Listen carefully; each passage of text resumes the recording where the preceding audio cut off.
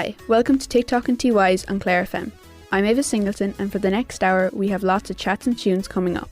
So stay tuned to hear us interview a very popular influencer with over 300,000 followers and hear from famous sports people and school figures from across the county.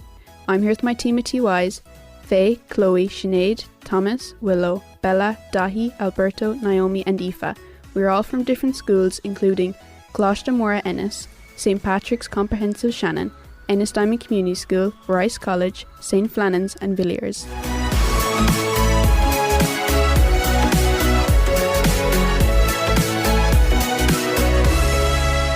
Starting off with our first guest is a social media influencer who has a large following amongst young people in Clare, even though he's from Kerry himself. Bella from Rice College is interviewing Shane McCarthy. How did you get into social media? I suppose I always kind of say it was maybe accidental. I never really had intentions of maybe turning it into a full-time job or doing it the way I do now. But I feel like always the best things in life happen accidentally. Do you know what I mean? Yeah. And I just fallen in love with it, and each day I just fall in love with it more. Do you get me? Yeah. Okay, next question. What makes you stand out to your audience? I feel like there was a couple of different reasons, I suppose. One of them, I suppose, was being a traveller, but not just that, because there is other travellers that do social media as well. But I suppose also being gay and from the LGBTQ community, but two of those combined, and I suppose my humour and maybe the way I storytell and stuff like that, those are a couple of things I think kind of stands me out. Oh, all right. Okay, next question. What is your go-to Chinese order? Oh, girl. Standard procedure, because this is my thing, is I love a spice bag. I love extra shredded chicken. No veg cannot be in the equation. And baked rice, curry sauce, satay sauce, chicken cheese spring rolls, and chicken satay secures, and 2 Coke Zeros. Oh, lovely. Are you hyped? Are you hyped for your next visit to Turkey? Say that one more time, sorry. I said, are you hyped for your next visit to Turkey? Girl, I'm a mix between excited, a mix between nervous, but you know what? It'll be okay, and I do like Turkey. Oh, fair enough. Okay, next question. What do you do in your free time? To be honest with you, in my free time, I suppose lately I actually have a part-time job as well, which I've actually started because I like that a bit of routine in my life rather than being travelling around and on the go and in different places all the time. And I also just like doing normal things, maybe meeting my friends, eating a bit of food, going for a walk, normal stuff. Yeah. Going to the cinema and stuff. Lovely. Okay, do you get any benefits from TikTok? I suppose, just as I mentioned earlier, I suppose it turned into my full-time job. So, I get to work with maybe brands that I've always wanted to work with or dreamed about. And I suppose once you have a platform on social media, you can kind of maybe use that as a tool for other things, such as I have my own podcast now. So definitely. Do you think social media should be banned for under 16s? With this question, right, and I'm always going to answer each question honestly, I don't know how to answer that question, but I definitely think not only just for 16-year-olds, because I feel like even now I'm sensitive as a person, and I'm 24, nearly 25, so I know what it's like when you're 16 or when you're young. Your brain, I suppose, you're trying to figure yourself out. I still am even trying to figure myself out. So with social media, I feel like it can be really negative sometimes, especially maybe with online bullying or people's opinions. I definitely think there needs to be a lot more put in place for younger people and for the whole app in general, regardless of your age. That's a lovely answer. Okay, last question. If you could send a message to yourself 5 years ahead, what would you say? I would tell him, that you know what, there's going to be a lot of challenges, obstacles in your way. They're going to be hard, but you are going to overcome them, and it's going to be so worth it. Oh, well, that's lovely. That was my last question anyway, so thank you. Fair play to you, and thank you so much as well, okay? Thank you. And have a nice day, okay? Oh, you too.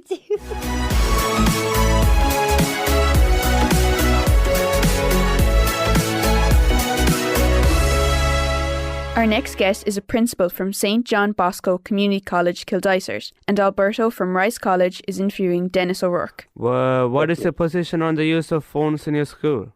The position of the use of phones in our school, well, It's currently restricted, as you know. It's restricted nationally across the country.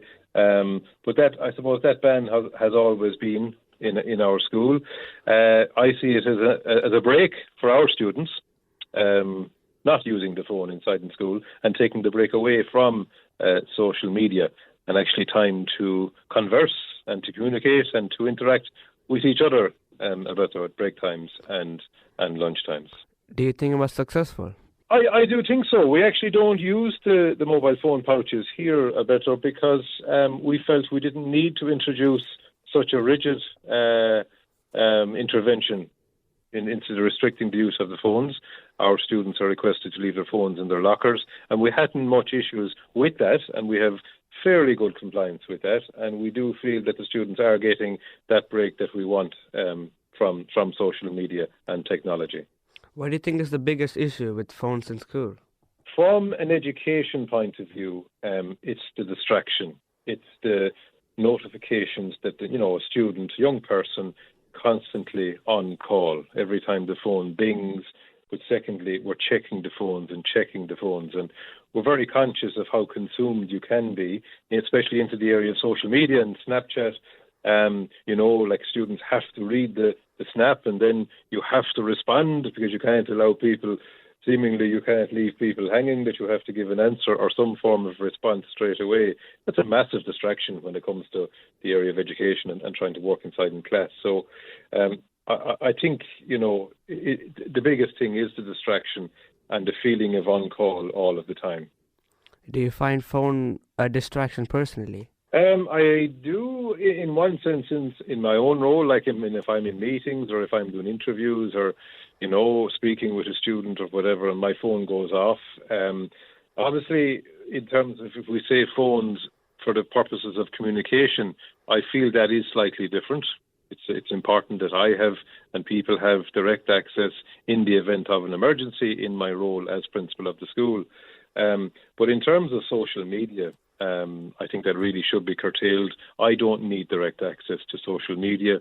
Yes, we use it here in the school in terms of advertising all that's happening here in the school, but that can happen at certain times. Viewing that can happen at certain times, and it should be easy enough to restrict that. In our group, we averaged 4 hours screen time daily. How does this compare to yours? Well, are we talking about 4 times being on a device or 4 times engaging and looking at social media and TikTok and so on? 4 hours being... In total? Yeah, onto a phone. Okay, I possibly feel that that's too much, but it's amazing, 10 minutes here and there and everywhere over the course of the school day. I suppose that can add up very quickly to 4 hours, but certainly I'll be looking at morning time, standing, waiting on buses. It's amazing. You might be on my journey into school, you'll be passing groups there of 2 and 3 students waiting, and every one of them on their phone, and they're not talking to each other, they're not interacting with each other. And I do feel from that point of view, these phones, they have a negative impact from that point of view, as in younger people lose touch with how to communicate with each other. They would sooner send a text message over WhatsApp or send a snap or whatever, which they find much easier, maybe asking someone a question, asking what they have for homework or whatever. I'd much prefer to see that actually face-to-face conversation, or even dialing the number and actually picking up and speaking directly with them. Now, at the same time, I do see a huge advantage in terms of research, using it for the purposes of gaining access to an educational platform. We're a Google school, and so on. But and also social media, keeping, up to date with what's happening around them. All of that's important. But certainly, I don't think 4 hours is a requirement. If you look at the length of time that you're awake, if you take 4 hours out of that, it's a large proportion of your day spent on this device. What app do you find the most distracting for teenagers, and especially you? From my own experience, I would say the likes of Snapchat as opposed to TikTok. Like TikTok is something that you'd sit down and stay scrolling and scrolling. I know it can be quite addictive, but I just think from the distraction point of view, TikTok is something you make a decision to sit down and to look. And the thing is to remind yourself to come off of it. But I do feel that it's the Snapchat puts the pressure on. You're getting the pictures, like, girls sending pictures to each other of how they look before they go out and all of that. Like, you have the knock-on effect from that. I suppose the peer pressure. And look what I'm doing now. I'm heading off to Barcelona, and this is what I'm wearing, this is what I'm bringing, versus the student that's looking at that, or the young person looking at that. And they're at home. They mightn't be going anywhere for the weekend. Like that type of thing, you're constantly comparing yourself to others that are having it better. But what they don't realise is people will only put up stuff when they feel that, this is better, so I need to post this.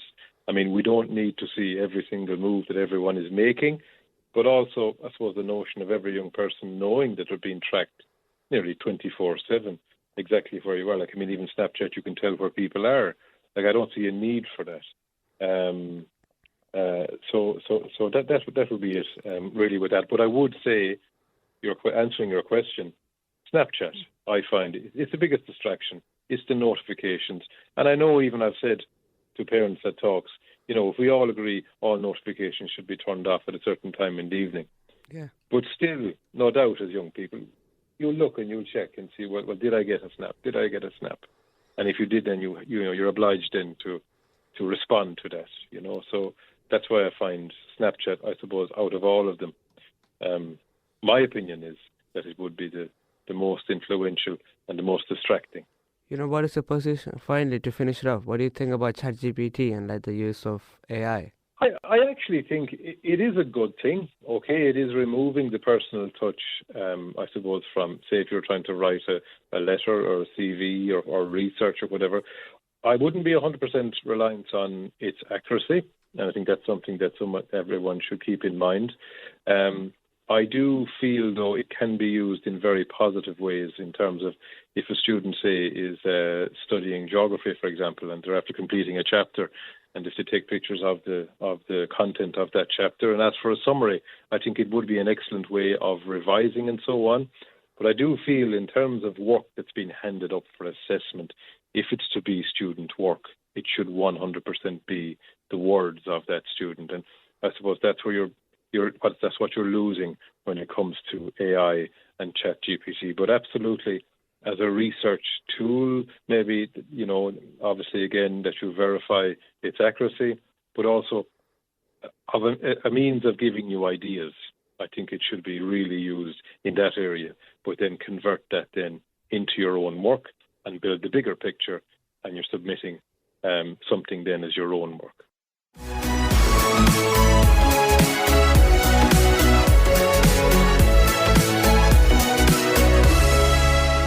We have plenty of trad players in our group, and here's a tune from Aoife and Sinead.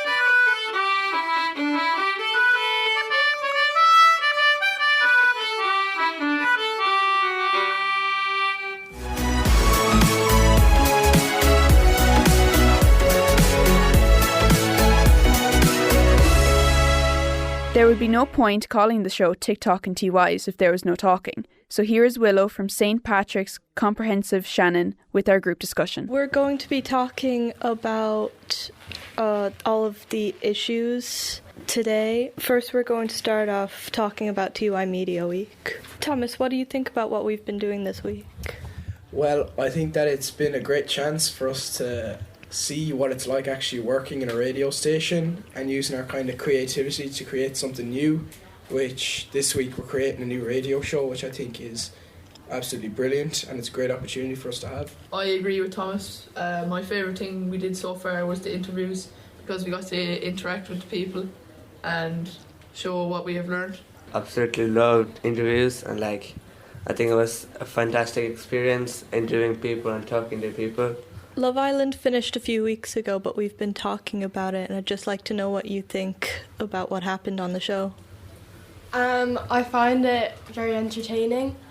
Some of the stuff on it I think is just for the TV, but it's entertaining anyways. And I think the winners, Sammy and Kieran, were very deserving because I think they were the realest couple on it. I agree that there was a lot of drama on Love Island this year.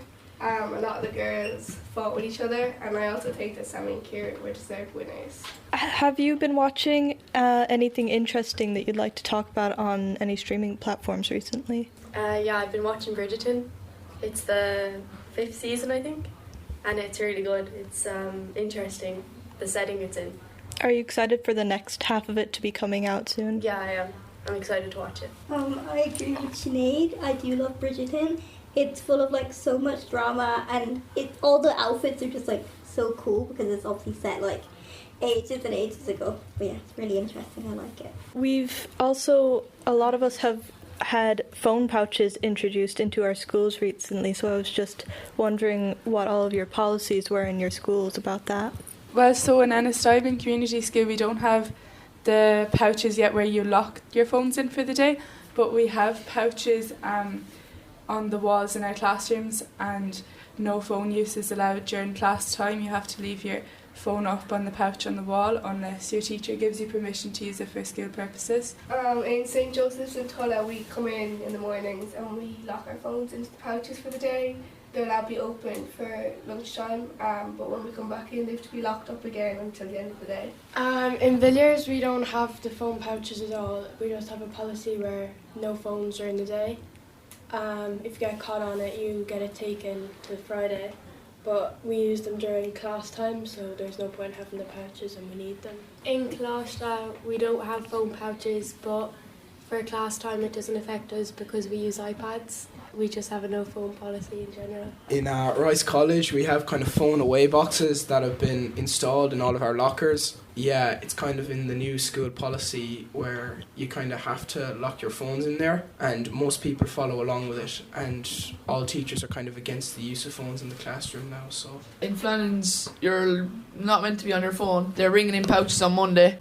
Do you think that you'd be able to get back into 5th year properly, or will it be difficult for you? I think it's going to be really difficult because in TY it's kind of more like project based and kind of more like laid back, but then I imagine with 5th year it's going to be like homework and like tests like a lot, so I don't think I'll be able to hop right back into proper schoolwork. Yeah, I think I'll struggle too because you don't do much homework in TY, but I think if I just get back into after school study I'd be fine. I think it'll be difficult because we're so used to just not having anything when you get home, so now there's going to be homework, so hopefully they don't overload it now. I think that homework, like, there's just no need for it because, like, first of all, I think that students are tested enough in the classroom to have their own free time and just to be able to relax and focus on other aspects of life outside the classroom.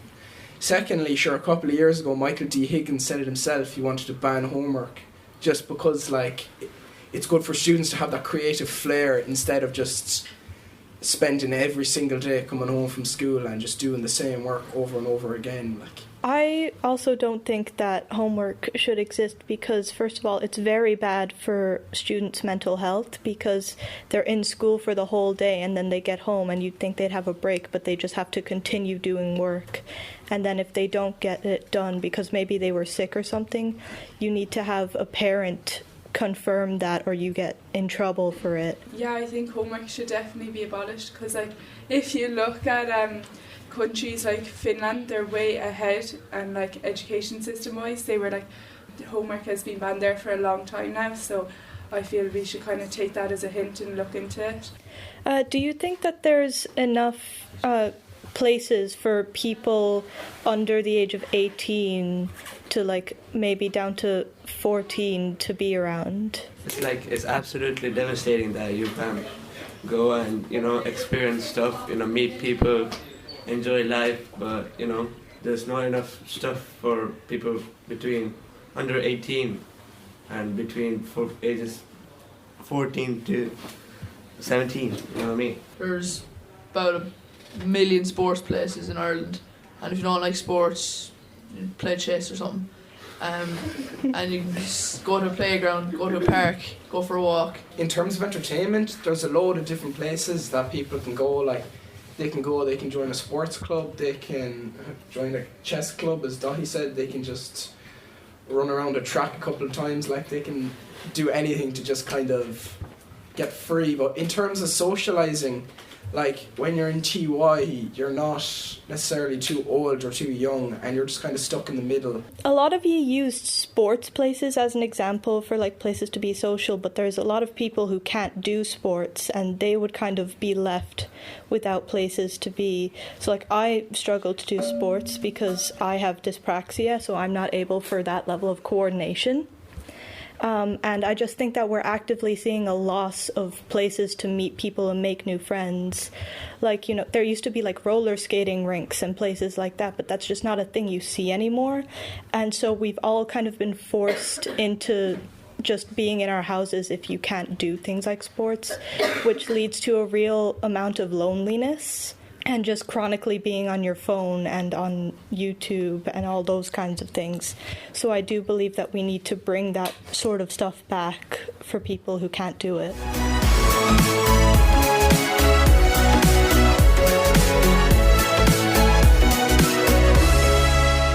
And now a tune on the tin whistle from Dahi.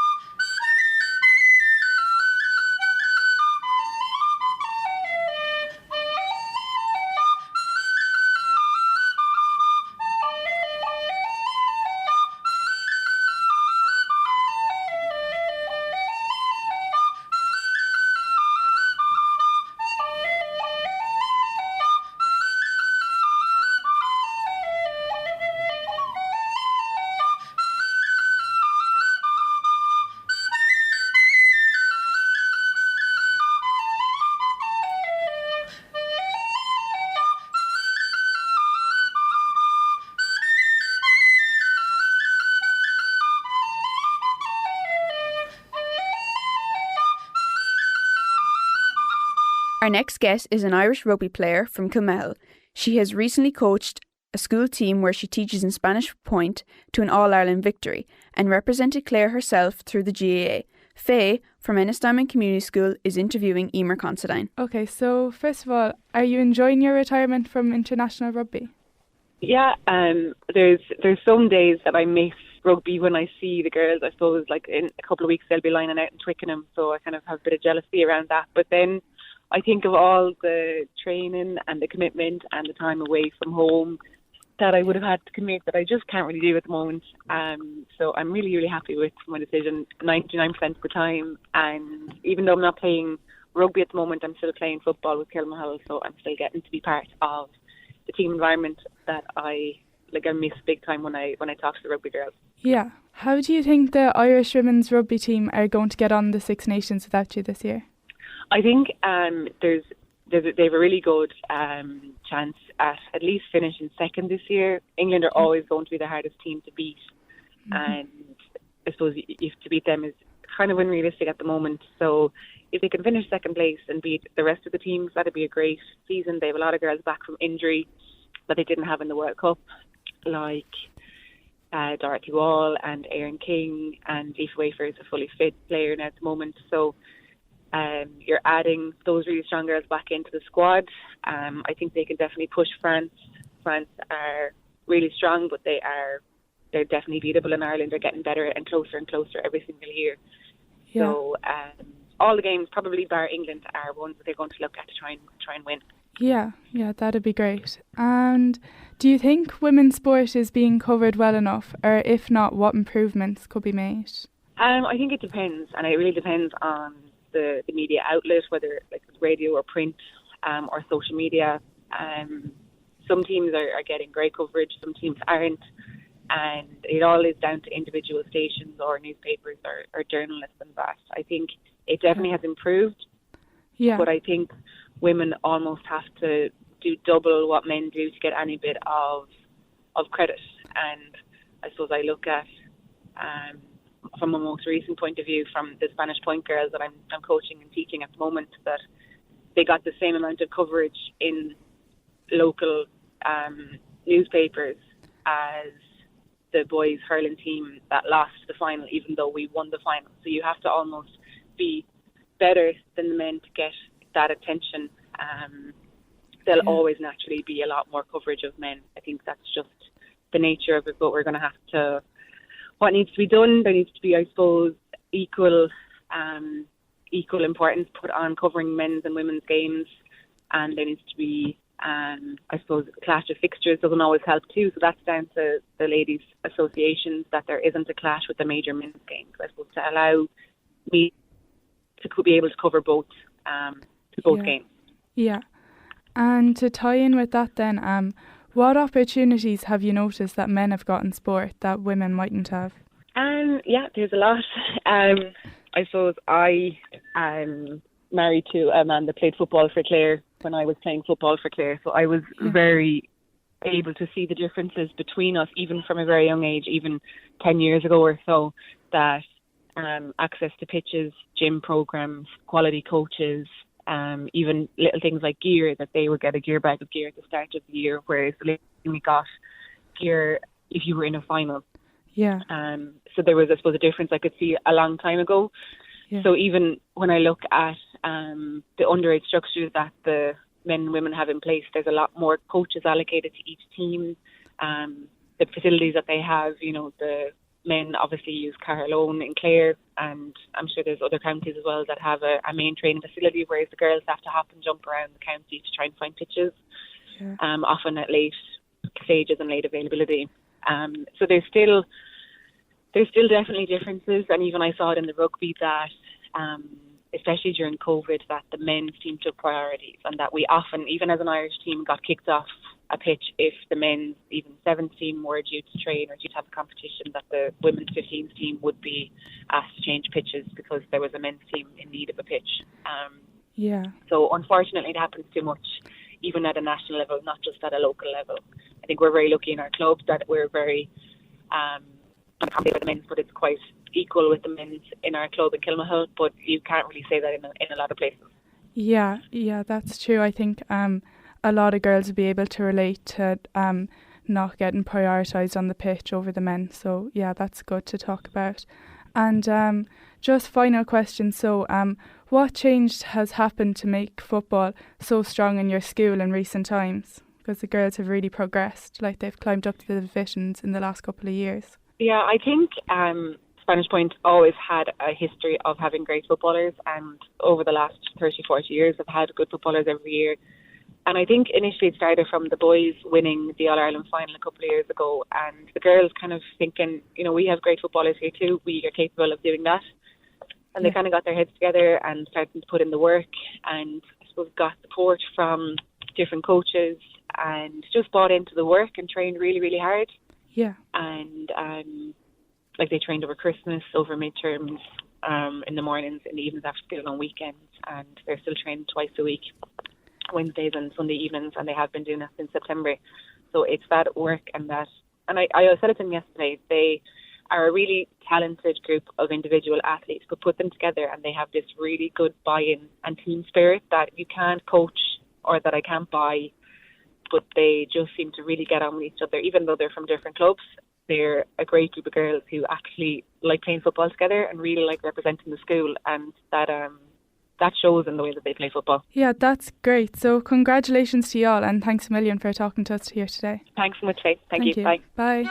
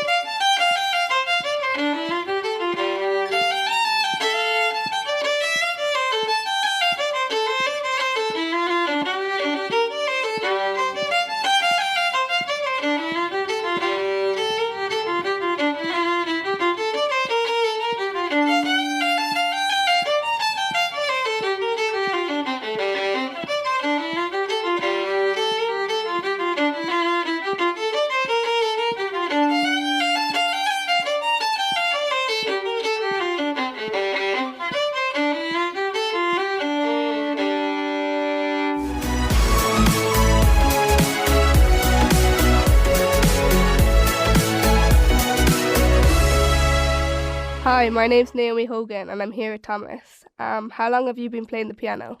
I've been playing piano for around 4 years now. Who teaches you the piano? My teacher's name is Tatiana, and she kind of has a home studio that I go to once a week. I learned everything I know from her. She's made a big impact on my musical career.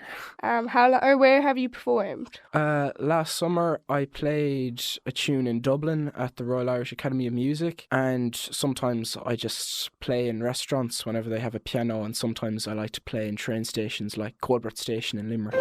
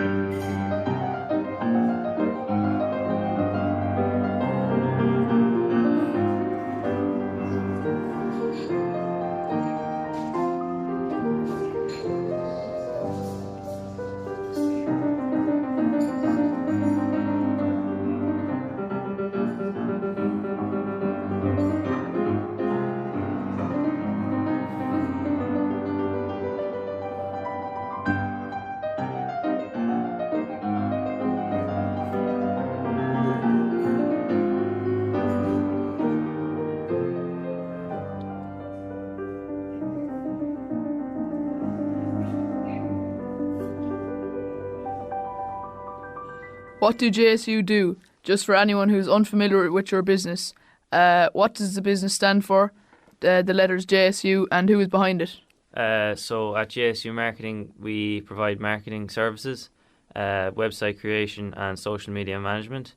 And JSU stands for the three founders, Jack, Sean and Ulton, JSU. What gave you the idea to start this business? The three of us have always been interested in starting our own business, and we've done some online courses developing our skills, and we spotted a gap in the market, so we started a marketing agency. And are you making much of a profit? We are making money. I suppose we're making a couple of thousand anyway. What's the biggest company you have worked with? The biggest companies we've worked with are Dan McInerney's, Collins Jewellers and Clare Hire. What role does each member play in the business? Jack is head of sales, Ulton is head of website creation, and I'm head of social media management. How much time do you put aside for the business? And will it change next year now that you are going to be in fifth year and will not have as much time? At the moment we put around 15 or 20 hours into the business a week, but next year it'll probably have to change with school. And finally, I'd like to ask you, what are your plans for the future? I want to keep the business going. I want to try and automate it a bit more so it can work for itself, and I want to, pursue business in the future. Thank you.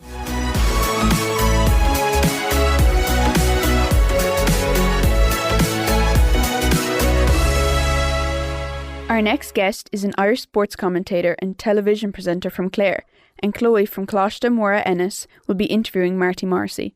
Where did you get your start in sports journalism? I suppose I started back at home in West Clare in the sense of doing a match on the back of a tractor and trailer, and then it was difficult to get into broadcasting, Chloe, to be honest, because there weren't too many opportunities, but you kept applying to RTE, and like everybody else, like somebody else got rejected, and then you try again, and you try again. And then there was an ad in the Sunday Independent, and my father saw it actually, looking for a presenter of Cork This Week on cable TV in Cork. So I applied for that, and lo and behold, I got it. And then Mary Wilson was in Cork, but she was going up to Dublin to become. Sorry, I went to London for a while. Sorry, I wanted to gain a bit of experience, and while I was in London, I got invited to apply for the news editor of Clare FM, where you are now, with Colin. And lo and behold, I got that job, and I was in Clare FM for about 7 months, when Mary Wilson was leaving RT Cork, moving to Dublin, and I was doing a bit of freelance work. I kept applying, and RT gave me a couple of matches to commentate on, so I was what they say is freelancing. In other words, you're not staff, and you only just, whatever gig you get it from them, and you do your work for the day, and that's the end of it. So you're hoping as a freelancer to get as much work as possible, and I got 13 games as a freelancer. And then Mary Wilson was leaving for Dublin. I had to apply for her job, and very lucky enough, I got it. And I was in Cork for 4 years before they brought me up to Dublin, where I've been since. There you go, a brief summary. In your opinion, what was the best match you ever commentated on? Well, I'm going to be biased, and as a Clare man, I think there were two. My first year or two, I was still freelancing with the sports department. The 1992 Munster football final between Clare and Kerry, and I would say the 2013 All-Ireland final, when we got a late equaliser from Conor Donovan, the cornerback from Clonlara. I was on the radio now doing this, and we drew the game in 2013 with the greatest cornerback ever, Chloe, scoring a point to draw the game, and we won the replays. Ken O'Donnell came on and scored a hat-trick of goals, the great Ken O'Donnell. So I think I'd probably put those two, and I know I'm being biased, but I think people will forgive me, Chloe. We're both Clare people. Yeah. What advice would you give someone wanting to start in sports journalism? I think probably never give up, because you can't be too sensitive, because you will get knocks. There will be people that will like you, and there are people who mightn't. So you've got to be not too sensitive and just take the knocks. And they're hard, Chloe, because you get knocked down and you get rejected, and rejection is never easy. But the only thing is, everybody else has gone through the same thing. So you might feel bad for a day, but the following day you'll get up and you say, you know what, I really want to do this, so I'll apply again. And you might get rejected a second time, and you might get rejected a third time. But persistence pays off, I would say, in broadcasting. And you've got to learn your trade as well, like what you're doing with me now. You've got to learn how to use the microphone, ask the questions, have the chat and relax. Don't be too nervous. And we were all nervous when we were starting off. So, it was trial and error. But eventually you get there, and somebody will have faith in you. And they say, we need to give Chloe a chance, or we need to give Marty a chance.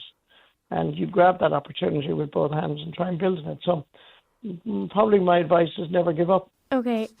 What sport do you prefer commentating on? Well, I'd be honest. I mean, I've done quite a few, but I would be a GA man. So although I'm from West Clare, Chloe. Where are you from, Chloe? Ruan. Ruan, oh. So Jimmy Smith and Cyril Lyons. So Ruan has produced some of the greatest hurlers in our county.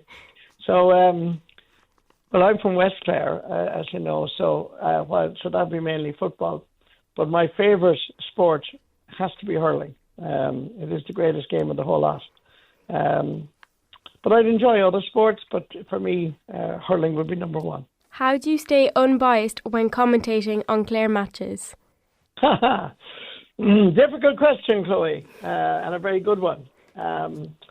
I would say that you learn tricks that while your county is playing, you can't be from Clare for that 70 minutes. And the last two All-Ireland finals that Clare won, they were playing Cork. And Chloe, I was born in Cork. I had a Cork mother. So the house was divided when my parents were alive. And So, but you just got to step back. You can't wear a Clare jersey that day, because when you're commentating on TV or radio, you're speaking to the people of Ireland, to the nation, and you can't be from anywhere. And all you can do then is be as honest as you can, and don't be in any way biased. If there's a free for Clare, you might say it's not a free. You shouldn't be a free. And sometimes people say, "What's he talking about?" But you got to take those, because you've got to be fair to both counties and to both teams. So you just learn, Chloe. You can't allow your emotions take you over, and you just do as good a job as you can and be as honest as you can. I don't think anybody can criticise you when you're as honest as you can be. Lastly, do you prefer being on TV for sport or for entertainment, like when you were on Dancing with the Stars? God, you've got great questions, Chloe. Thank you. Well, I suppose my job is with the sports department, so I have to say that's what I primarily love. I do love going to a match, whether it be in Cusick Park in Ennis or Croke Park. It has always fulfilled me with great pride. And I love when I do my own county, obviously, but sometimes Leitrim playing Galway or Donegal playing Armagh, can be really entertaining, really exciting, and just you can enjoy the skills. And if Tipperary are playing Kilkenny, you can enjoy that as much as any other game. But I do enjoy it. But I do love entertainment, and I love variety. And I was on Dancing with the Stars last Sunday night now again, because they were celebrating 100 years. And I really enjoyed being back in. So yeah, I would love to do a variety show sometime with all the contacts I have now. So it's a bit of both, but probably sport would still be number one, but entertainment would be number two. That's all. Thank you so much. Well done, Chloe. Lovely talking to you. We hope you've enjoyed TikTok and TYs, a show we have created ourselves from start to finish. Thank you all for listening.